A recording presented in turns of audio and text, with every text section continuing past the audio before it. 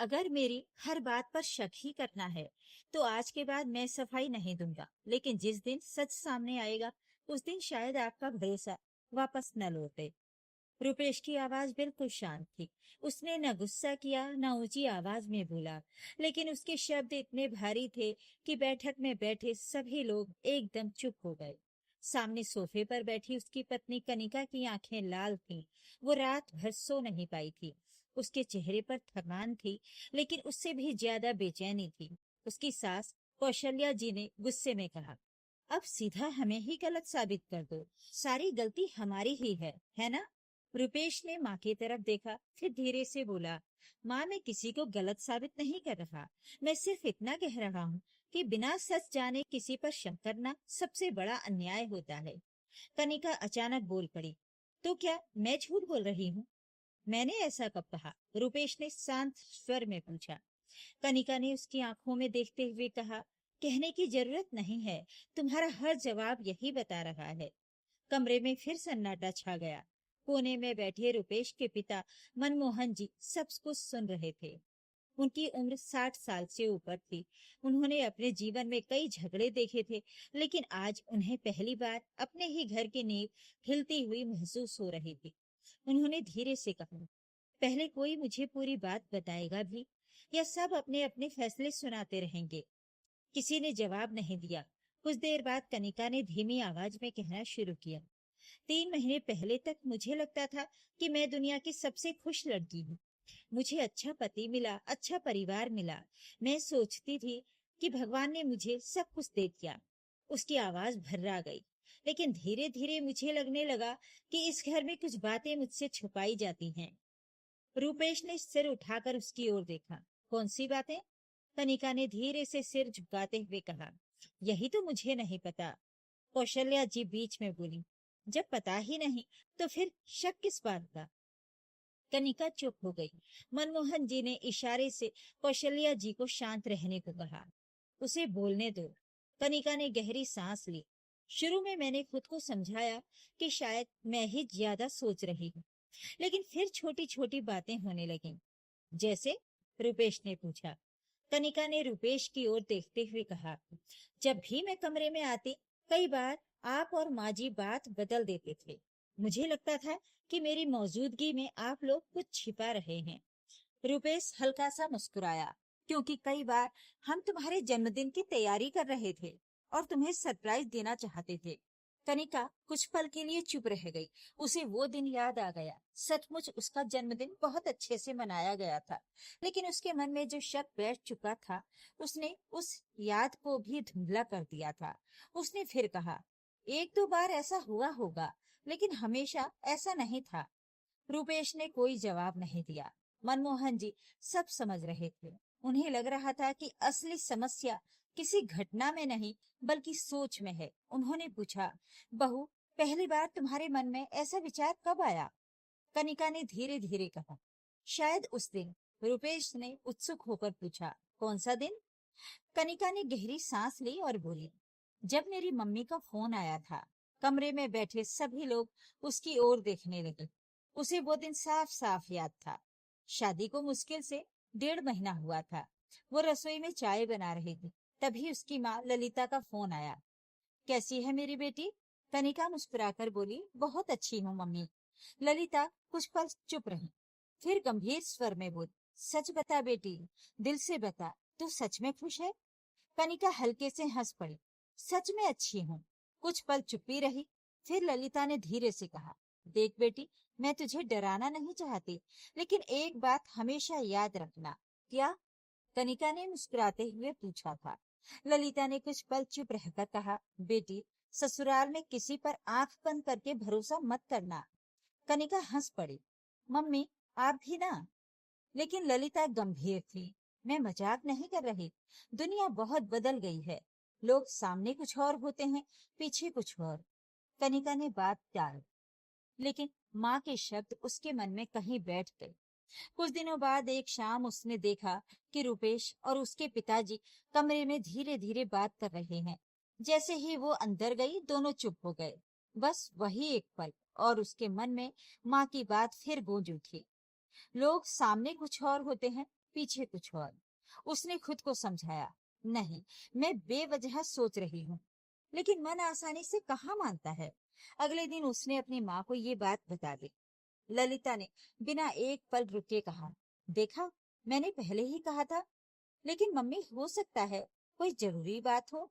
ललिता ने गंभीर आवाज में कहा। जरूरी बात अगर परिवार की है तो बहू से क्यों छुपाई। कनिका चुप हो गई। उस दिन पहली बार उसके मन में ये सवाल पैदा हुआ, आखिर मुझसे क्या छुपाया जा रहा है। यही सवाल धीरे धीरे उसकी आदत बन गया। अब वो हर छोटी बात पर ध्यान देने लगी। कौन किससे क्या कह रहा है, कौन किसे देखकर चुप हो गया, किससे फोन पर कौन मुस्कुराया। हर बात उसे किसी छिपे हुए राज का हिस्सा लगने लगी। उधर रुपेश बिल्कुल अनजान था। उसे लगता था कि उसकी पत्नी घर में अच्छी तरह घुल मिल रही है। उसे पता ही नहीं था कि उसके मन में धीरे धीरे अविश्वास की एक दीवार खड़ी हो रही है। एक दिन दोपहर में रुपेश ऑफिस चला गया था। मनमोहन जी बैंक गए हुए थे। घर में सिर्फ कौशल्या जी और कनिका थी। तभी दरवाजे पर एक कुरियर आया। कौशल्या जी ने जल्दी से लिफाफा लिया और अपने कमरे में रख दिया। कनिका ने बस इतना ही देखा, लेकिन उसके मन ने कहानी बना दी। जरूर कोई ऐसी बात है जो मुझसे छुपाई जा रही है। शाम को उसने माँ को फोन किया। ललिता ने फिर वही कहा, बेटी, अब भी नहीं समझोगी तो बहुत देर हो जाएगी। धीरे धीरे सब पता कर। कनिका पूरी रात सो नहीं सकी।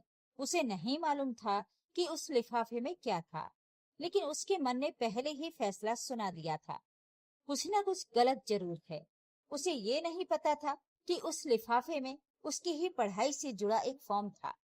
रुपेश और उसके ससुर चाहते थे कि वो आगे पढ़े। वे उसे सरप्राइज देना चाहते थे, लेकिन सरप्राइज बनने से पहले ही शक ने अपने कदम घर के अंदर जमा लिए थे। अगली सुबह घर में सब कुछ सामान्य दिखाई दे रहा था। कौशल्या जी रसोई में नाश्ता बना रही थी। मनमोहन जी अखबार पढ़ रहे थे। रुपेश ऑफिस जाने की तैयारी कर रहा था, लेकिन कनिका के भीतर कुछ भी सामान्य नहीं था। रात भर वो उसी लिफाफे के बारे में सोचती रही। अगर उसमें मेरे लिए कुछ अच्छा था तो मुझसे छिपाया क्यों गया, और अगर अच्छा नहीं था तो फिर क्या था। उसका मन बार बार यही सवाल पूछ रहा था। रुपेश ने मुस्कुराकर कहा, कनिका, आज शाम जल्दी तैयार रहना। कनिका ने चौंक कर पूछा, क्यों। रुपेश ने कहा, अभी नहीं बताऊंगा। वो मुस्कुराया और ऑफिस चला गया, लेकिन कनिका के चेहरे पर मुस्कान नहीं आई। उसने मन ही मन सोचा, फिर कोई बात छिपा रहे हैं। दोपहर में उसकी माँ ललिता का फोन आया। क्या हुआ बेटी, कुछ पता चला। कनिका ने धीमी आवाज में कहा, नहीं मम्मी, लेकिन लगता है कुछ बड़ा है। देख, अब चुप मत रहना। जितनी जल्दी सच पता चलेगा उतना अच्छा रहेगा। कनिका ने हिचकिचाते हुए पूछा, लेकिन अगर मैं गलत निकली तो। ललिता ने तुरंत कहा, माँ कभी अपनी बेटी को गलत रास्ता नहीं दिखाती। कनिका ने फोन रख दिया, लेकिन उसके मन का डर अब और गहरा हो चुका था। उधर ऑफिस में भी रुपेश का मन काम में नहीं लग रहा था। उसे पिछले कुछ दिनों से महसूस हो रहा था कि कनिका पहले जैसी नहीं रही। पहले वो हर छोटी बात पर हंस देती थी, अब हर बात पर सवाल पूछती थी। पहले उसके चेहरे पर अपनापन था, अब हर समय बेचैनी दिखाई देती थी। उसने सोचा, शायद नए घर में ढलने में समय लग रहा है। कुछ दिन बाद सब ठीक हो जाएगा। उसे बिल्कुल अंदाजा नहीं था कि समस्या उससे कहीं बड़ी हो चुकी है। शाम को रुपेश घर लौटा। उसने खुशी से कहा, चलो कनिका, जल्दी तैयार हो जाओ। कनिका ने हैरानी से पूछा, कहाँ जाना है। रुपेश ने शरारती मुस्कान के साथ जवाब दिया, बस 5 मिनट और इंतजार। कुछ देर बाद उसने गाड़ी निकाली। मनमोहन जी और कौशल्या जी भी साथ बैठ गए। कनिका पूरे रास्ते सोचती रही, आखिर ये लोग मुझे कहाँ ले जा रहे हैं। करीब 20 मिनट बाद गाड़ी एक कॉलेज के सामने रुकी। कनिका हैरान रह गई, यहाँ क्यों आए हैं। रुपेश मुस्कुराया, क्योंकि तुम्हारा सपना अधूरा नहीं रहेगा। कनिका कुछ समझ नहीं पाई। मनमोहन जी ने बैग से वही लिफाफा निकाला जिसे देखकर कनिका कई दिनों से परेशान थी। उन्होंने लिफाफा उसके हाथ में रखते हुए कहा, खोलो बेटा। कनिका के हाथ कांप रहे थे। उसने धीरे धीरे लिफाफा खोला। अंदर कॉलेज का एडमिशन फॉर्म था। उस पर उसका नाम लिखा था। साथ में फीस की रसीद भी थी। वो कुछ पल तक कागजों को देखती रही। उसे अपनी आंखों पर विश्वास नहीं हो रहा था। रुपेश मुस्कुरा कर बोला, तुमने शादी से पहले कहा था ना कि पढ़ाई पूरी करना चाहती हो।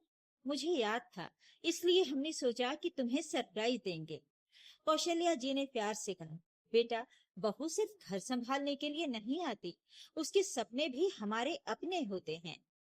कनिका की आंखें भर आईं। उसे लगा जैसे किसी ने उसके मन पर रखा भारी पत्थर थोड़ा सा हटा दिया हो, लेकिन पूरी तरह नहीं, क्योंकि शक एक बार दिल में जगह बना ले तो इतनी आसानी से नहीं जाता।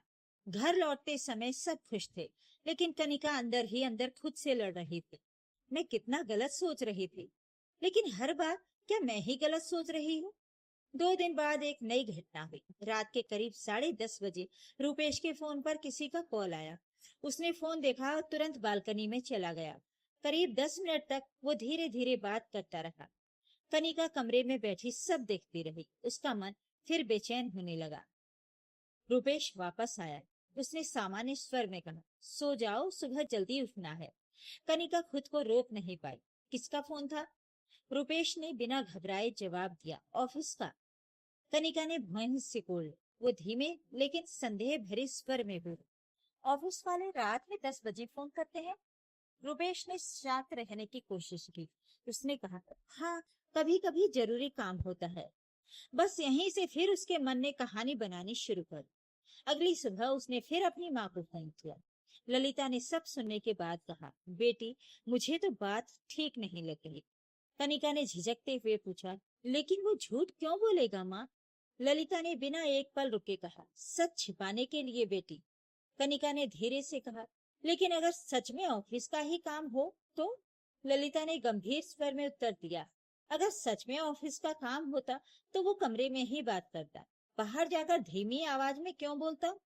कनिका फिर चुप हो गई। उसने एक बार भी ये नहीं सोचा कि शायद रुपेश उसे परेशान नहीं करना चाहता होगा। अब उसके मन में केवल एक ही आवाज थी, कुछ ना कुछ छिपाया जा रहा है।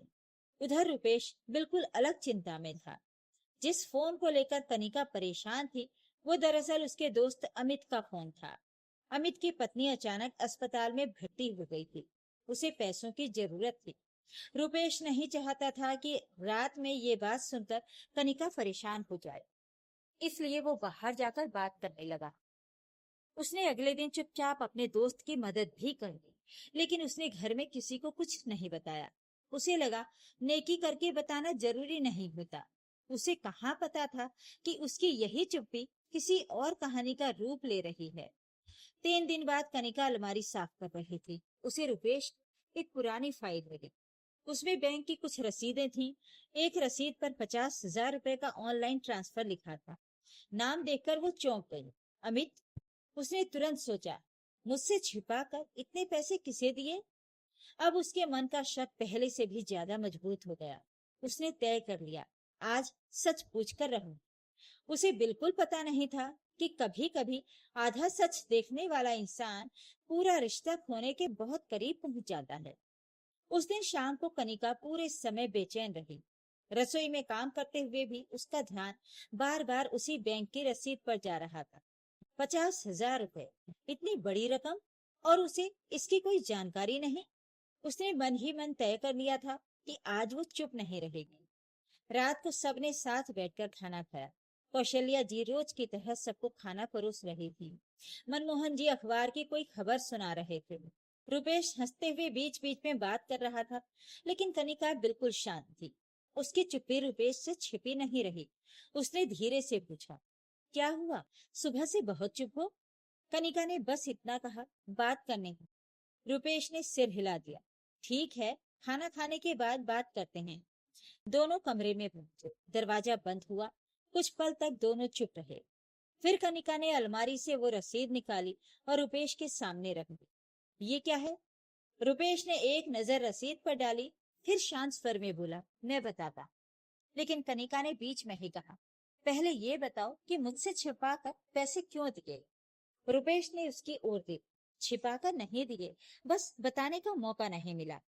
कनिका ने तीखे स्वर में पूछा, यह बताना जरूरी नहीं समझा? रुपेश ने गहरी सांस ली, ऐसी बात नहीं है। कनिका की आवाज ऊंची हो गई, तो कैसी बात है, पहले रात को छिपकर फोन, फिर 50,000 रुपए, आखिर चल क्या रहा है? रूपेश कुछ पल तक उसे देखता रहा, फिर धीरे से बोला, अगर मैं सब बता दूं तो क्या तुम यकीन करोगी? कनिका तुरंत बोली, अगर बात सच होगी तो क्यों नहीं? रुपेश हल्का सा मुस्कुराया, समस्या यही है कनिका, तुम्हें पहले ही तय हो चुका है कि मैं गलत हूँ, अब सच भी तुम्हें बहाना ही लगेगा। ये सुनते ही कनिका का चेहरा तमतमा गया। मतलब अब गलती मेरी है? रुपेश ने थके हुए स्वर में कहा, मैंने ऐसा नहीं कहा। कनिका ने तुरंत गुस्से में कहा, लेकिन मतलब यही है।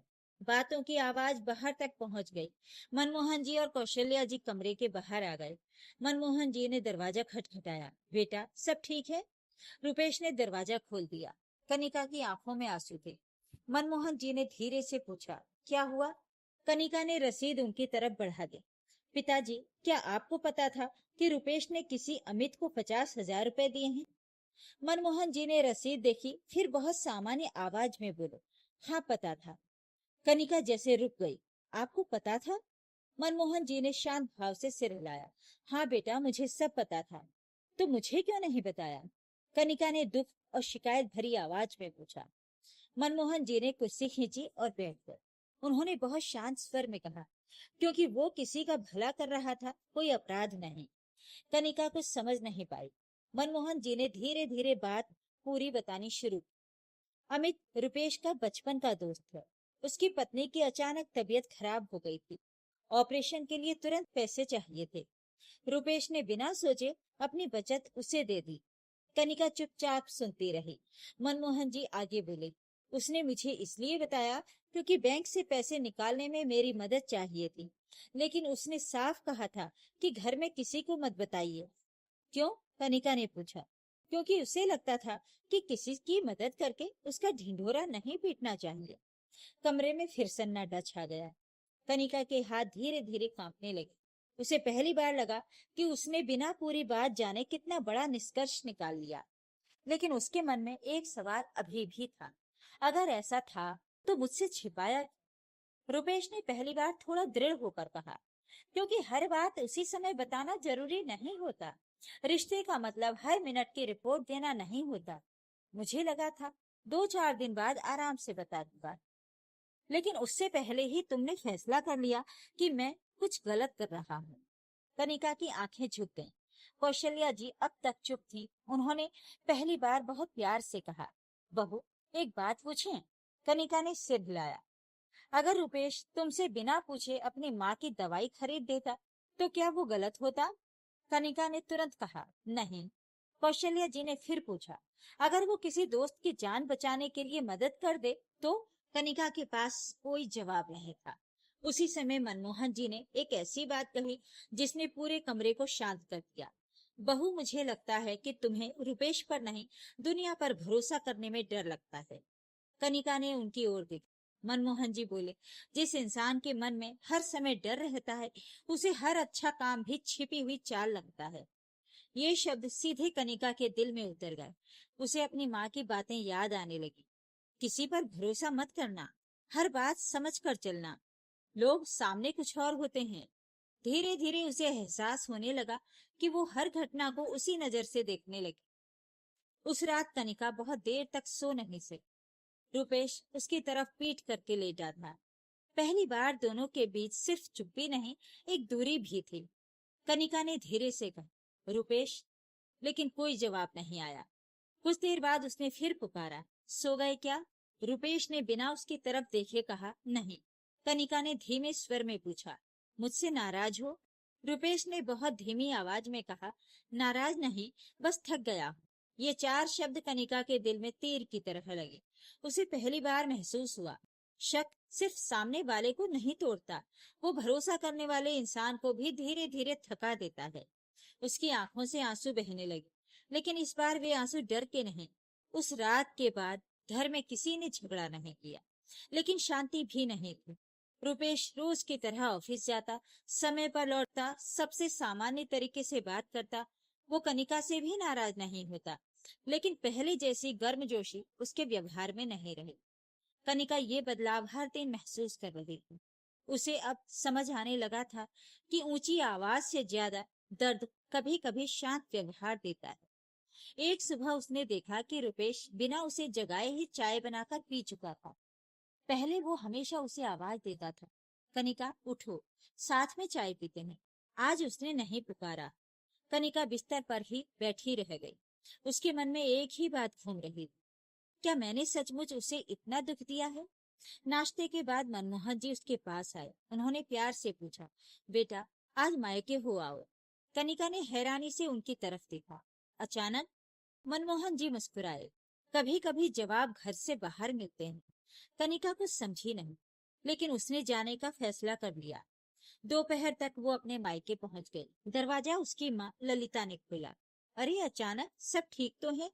कनिका ने मुस्कुराने की कोशिश की। हाँ मम्मी, बस आपसे मिलने का मन था। ललिता ने उसे गले लगा लिया, लेकिन माँ होने के नाते वो समझ गई कि बेटी के मन में कुछ चल रहा है। चाय पीते समय ललिता ने पूछा, रुपेश ने कुछ कहा क्या? कनिका ने धीरे से सिर हिलाया, नहीं।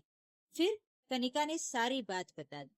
अमित की मदद, बैंक की रसीद, मनमोहन जी की बातें और रुपेश का वो एक वाक्य, मैं थक गया हूँ, सब कुछ। ललिता कुछ देर चुप बैठी रही। पहली बार उन्होंने तुरंत कोई सलाह नहीं। कनिका ने माँ का हाथ पकड़ लिया। मम्मी, एक बात पूछूं? पूछ। आप हमेशा मुझे यही क्यों कहती थी कि किसी पर भरोसा मत करना? ललिता का चेहरा अचानक बदल गया, जैसे किसी ने उनके पुराने घाव पर हाथ रख दिया। उन्होंने नजरें झुका ली। काफी देर तक कमरे में खामोशी रही। फिर बहुत धीमी आवाज में बोले, क्योंकि मैंने भरोसा किया था। कनिका चौंक गई। क्या मतलब? ललिता की आंखें भर आईं। आज तक मैंने तुझे ये बात कभी नहीं बताई। तेरे नाना जी के जाने के बाद घर की सारी जिम्मेदारी मेरे बड़े भाई ने संभाली थी। मैं उन पर आंख बंद करके भरोसा करती थी। उन्होंने कहा कि कुछ कागजों पर दस्तखत कर दो। मैंने बिना पढ़े कर दी। कुछ महीनों बाद पता चला कि मेरे हिस्से की जमीन मेरे नाम से हट चुकी है। कनिका स्तब्ध रह गई। उसे इस घटना के बारे में कभी पता ही नहीं था। ललिता आगे बोली, उस दिन मेरा भरोसा टूट गया। मुझे लगा कि अपने भी धोखा दे सकते हैं। उसके बाद मैंने हर रिश्ते को शक की नजर से देखना शुरू कर दिया। और वही डर, उन्होंने रुककर बेटी की आंखों में देखा, मैंने तुझे भी दे दिया। कनिका की आंखें भर आईं। मम्मी, ललिता रो पड़ी। मैं तुझे बचाना चाहती थी, लेकिन शायद मैं भूल गई कि हर इंसान एक जैसा नहीं होता। जिस गलती का दर्द मैंने झेला, उसी डर की सजा मैंने तेरे रिश्तों को दे दी। कनिका अब तक रो रही थी। उसे पहली बार समझ आया कि उसकी माँ बुरी नहीं थी। वे बस अपने पुराने दर्द से बाहर नहीं निकल पाई थी। उनका डर धीरे धीरे बेटी की सोच बन गया। शाम को दोनों बरामदे में बैठी थी। सूरज ढल रहा था। ललिता ने धीमे से कहा, बेटी। हाँ मम्मी, अगर हो सके तो रुपेश से माफी मांग लेना। कनिका ने हैरानी से उनकी ओर देखा। आप ये कह रही हैं? ललिता हल्का सा मुस्कुराए। हाँ, क्योंकि अब समझ आ गया है, हर रिश्ते को मेरे अतीत की सजा नहीं मिलनी चाहिए। कनिका ने माँ का हाथ कसकर पकड़ लिया। मम्मी, क्या आप मेरे साथ चलेंगी? ललिता ने हैरानी से पूछा। कहाँ? कुछ पल रुककर कनिका फिर बोली, मेरे ससुराल। मैं चाहती हूँ जो बातें आपने आज मुझसे कही हैं, वो रुपेश और मम्मी जी भी सुने। ललिता कुछ पल सोचती रही, फिर बोली, चलूंगी। इस बार बेटी का घर बचाने के लिए डर नहीं, सच लेकर चलूंगी। उधर रुपेश अपने घर की छत पर अकेला बैठा था। मनमोहन जी उसके पास आए। उन्होंने बेटे के कंधे पर हाथ रखा। क्या सोच रहे हो? रुपेश ने फुई मुस्कान दी। यही कि क्या भरोसा वापस आ सकता है? मनमोहन जी ने आसमान की ओर देखते हुए कहा, बेटा, शीशा टूट जाए तो जुड़ सकता है, लेकिन निशान रह जाते हैं। रिश्ते भी ऐसे ही होते हैं। अगर दोनों लोग सचमुच जोड़ना चाहें, तो निशानों के साथ भी जीवन बिताया जा सकता है। रुपेश चुप रहा। उसने पहली बार मन ही मन सोचा, अगर कनिका सच में बदलना चाहती है, तो क्या मैं उसे एक और मौका दे पाऊंगा? उस सवाल का जवाब अभी किसी के पास नहीं था। लेकिन अगले दिन एक ऐसी मुलाकात होने वाली थी जो सिर्फ एक घर नहीं, 3 लोगों की सोच बदलने वाली। अगली सुबह घर का माहौल बिल्कुल अलग था। कनिका पूरी रात सो नहीं पाई थी। बार बार उसे रुपेश का वो वाक्य याद आ रहा था, मैं थक गया। उसे अब समझ में आ रहा था कि इंसान सिर्फ काम से नहीं थकता, बार बार खुद को सही साबित करते करते भी थक जाता है। सुबह उसने माँ ललिता की तरफ देखा। चलें? ललिता ने बिना कुछ कहे सिर हिला दिया। दोनों एक साथ रुपेश के घर के लिए निकल पड़े। पूरे रास्ते किसी ने एक शब्द नहीं बोला। दोनों अपने अपने विचारों में खोई हुई। उधर रुपेश ऑफिस जाने की तैयारी कर रहा था। तभी दरवाजे की घंटी बजी। कौशल्या जी ने दरवाजा खोला। सामने कनिका और ललिता खड़ी हुई। कौशल्या जी कुछ पल के लिए चुप रह गई। उन्होंने मुस्कुराने की कोशिश की। आइए। दोनों अंदर आ गईं। घर में अजीब सी खामोशी फैल गई। मनमोहन जी भी बाहर आ गए। रुपेश कमरे से निकलकर बैठक में आया। उसने कनिका को देखा, फिर ललिता को, लेकिन कुछ नहीं बोला। काफी देर तक कोई किसी से कुछ नहीं कह पाया। आखिर ललिता ने ही चुप्पी तोड़ी। मुझे आप सबसे कुछ कहना है। सभी उनकी ओर देखने लगे। ललिता की आवाज कांप रही। आज मैं अपनी बेटी की नहीं, अपनी गलती की बात करने आई हूँ। कनिका की आंखें भर आईं। ललिता ने धीरे धीरे अपनी पूरी कहानी सुनाई। अपने भाई का विश्वासघात, अपनी टूटी हुई उम्मीदें और फिर हर रिश्ते से डरने की आदत, सब कुछ। कमरे में बैठे हर व्यक्ति की आंखें नम हो गईं। फिर उन्होंने रुपेश की तरफ देखा। बेटा, मैंने तुम्हें जाने बिना ही गलत समझ लिया। मैंने अपनी बेटी को हमेशा यही सिखाया कि दुनिया पर भरोसा मत करना। लेकिन मैं ये भूल गई कि हर इंसान एक जैसा नहीं होता।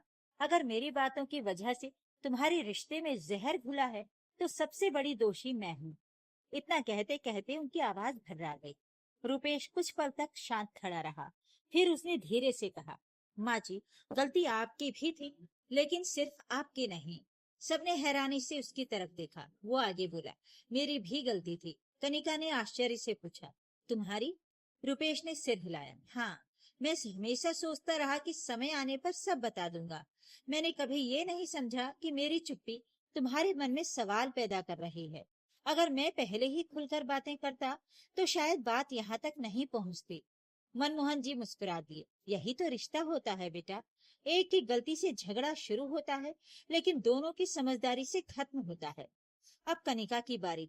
वो धीरे धीरे रुपेश के सामने आकर खड़ी हो गई। उसके हाथ कांप रहे थे। आंसू लगातार बह रहे थे। रुपेश, मैंने तुम्हें बहुत दुख दिया। मैं हर बात में डर ढूंढती रही। तुम्हारी चुप्पी में धोखा देखा। तुम्हारी अच्छाई में भी शक देखा। मुझे माफ कर दो। रुपेश कुछ नहीं बोला। कनिका ने आगे कहा, अगर तुम मुझे एक मौका दोगे तो मैं वादा करती हूँ, अब जो समझ नहीं आएगा उस पर आरोप नहीं लगाऊंगी। पहले तुमसे पूछूंगी। पूरा कमरा शांत था। हर कोई रुपेश के जवाब का इंतजार कर रहा था। रुपेश ने धीरे धीरे अपना हाथ आगे बढ़ाया। कनिका ने आंसू भरी आंखों से उसकी ओर देखा। रुपेश बोला, एक शर्त है। क्या? आज के बाद हम दोनों मन की बात छिपाएंगे नहीं। अगर डर लगेगा तो बताएंगे, अगर गुस्सा होगा तो कहेंगे, अगर कोई बात समझ नहीं आएगी तो पूछेंगे, लेकिन शक को कभी फैसला नहीं बनने देंगे। कनिका ने बिना देर किए उसका हाथ पकड़ लिया। मैं वादा करती हूँ। कौशल्या जी की आंखों से आंसू बह रहे थे। उन्होंने आगे बढ़कर कनिका को गले लगा लिया। बहू, आज से ये घर सिर्फ हमारा नहीं, तुम्हारा भी उतना ही है। अगर कभी कोई बात समझ न आए तो सबसे पहले मेरे पास आना। दिल में मत रखना। कनिका फूट फूट कर रो पड़ी। ललिता ये सब देख रही थी। उनके चेहरे पर पहली बार सुकून दिखाई दे रहा था। उन्होंने मनमोहन जी की ओर देखकर कहा, समधी जी, आज आपने मेरा भी एक डर खत्म कर दिया। मनमोहन जी मुस्कुराए। डर अंधेरे की तरह होता है। जैसे ही विश्वास का दीपक जलता है, वो अपने आप चला जाता है। उस दिन कोई बड़ा उत्सव नहीं हुआ, कोई मिठाई नहीं बटी, कोई शोर नहीं हुआ। लेकिन उस घर में एक बहुत बड़ी बात हुई। 4 लोगों ने अपने अपने अहंकार से बड़ा रिश्ता चुना। समय बीतने लगा। धीरे धीरे घर फिर पहले जैसा हंसने लगा। अब अगर किसी बात पर कनिका के मन में सवाल आता, तो वो चुपचाप कहानी नहीं बनाती, सीधे रुपेश से पूछ लेती। और रुपेश भी अब हर छोटी बड़ी बात उसे साझा करने लगा। एक दिन अमित अपनी पत्नी के साथ घर आया। उसकी पत्नी पूरी तरह स्वस्थ हो चुकी थी। उसने कनिका से कहा, अगर उस रात रुपेश जी मदद ना करते, तो शायद आज मैं आपके सामने खड़ी ना होती। कनिका की आंखें भर आईं। उसने मन ही मन सोचा, जिस काम को मैंने गलत समझा था, वही किसी की जिंदगी बचाने का कारण था। कुछ महीनों बाद ललिता फिर बेटी से मिलने आई। इस बार उन्होंने कोई सलाह नहीं दी, सिर्फ इतना पूछा, खुश है ना? कनिका मुस्कुराई, हाँ मम्मी, अब मुझे समझ आ गया है। भरोसा आंख बंद करके नहीं किया जाता, लेकिन हर किसी पर शक करके भी कोई रिश्ता नहीं निभाया जाता। ललिता ने बेटी का माथा चूम लिया। शाम को पूरा परिवार आंगन में बैठा था। हल्की हवा चल रही थी। मनमोहन जी ने चाय का कप हाथ में लेते हुए मुस्कुराकर कहा, जीवन ने मुझे एक बात सिखाई है। सब उनकी ओर देखने लगे। उन्होंने कहा, रिश्ते कभी एक दिन में नहीं टूटते। वे तब टूटते हैं जब हम सवाल पूछना छोड़ देते हैं और मन ही मन फैसले करने लगते हैं। और रिश्ते फिर उसी दिन जुड़ने लगते हैं जब हम आरोप छोड़कर संवाद शुरू कर देते हैं। सबके चेहरों पर मुस्कान थी। उस दिन किसी ने कोई वादा नहीं लिखा, लेकिन हर दिल में एक बात हमेशा के लिए दर्ज हो गई। डर विरासत बन सकता है, लेकिन भरोसा भी। हम आने वाली पीढ़ी को क्या देंगे, ये फैसला हर दिन हमारे व्यवहार से होता है। दोस्तों, आपको क्या लगता है, गलती आखिर किसकी थी? कमेंट करके जरूर बताइएगा। वीडियो को लाइक करें, शेयर करें और मेरे चैनल को सब्सक्राइब भी जरूर कर लीजिएगा। धन्यवाद।